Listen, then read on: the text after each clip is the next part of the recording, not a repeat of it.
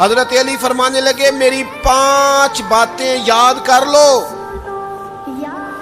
اور فرمانے لگے اونٹوں پر بیٹھ کر تلاش کرنے نکلو گے تو یہ باتیں تمہیں ملیں گی کہیں بھی نہیں، ڈھونڈنے سے نہیں چیزیں ملیں گی۔ فرمانے لگے 5 باتیں لے لو یار حضرت شیر خدا کی 5 باتیں، آج اس کو سبق کے طور پر رٹا لگا لو، اسے یاد کر لو، دل میں بٹھا لو۔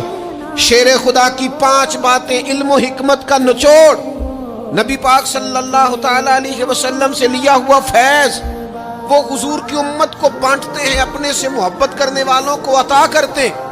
حضرت علی باتیں بیان کرتے ہیں، فرماتے ہیں پہلی بات یہ یاد رکھنا، بندے کو امید صرف اپنے رب سے رکھنی چاہیے۔ جیت جاؤ گے دوستو دنیا میں اگر یہ بات آ گئی تو بچ جاؤ گے، دل ٹھنڈا رہے گا، بے قراریاں بے چینیاں پریشانیاں جان چھوڑ جائیں گی۔ امید صرف اپنے رب سے رکھو۔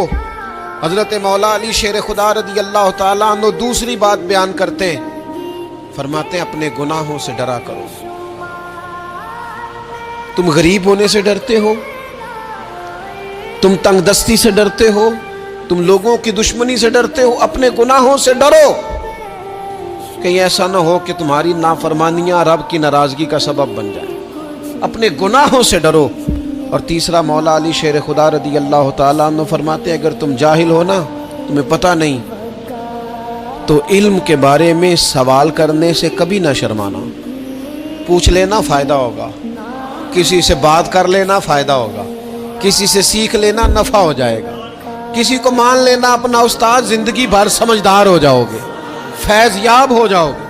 اور حضرت علی شیر خدا چوتھی بات ارشاد فرماتے ہیں یہ علماء کے لیے، فرمایا اگر عالم کو کسی مسئلے کا علم نہ ہو تو غلط بات نہ بتائے بلکہ کہہ دے واللہ اعلم، اللہ بہتر جانتا ہے۔ یہ بات حضرت علی شیر خدا ارشاد فرماتے ہیں یاد رکھنا، ایمان میں صبر کی وہی حیثیت ہے جو جسم میں سر کی حیثیت ہے۔ اپنی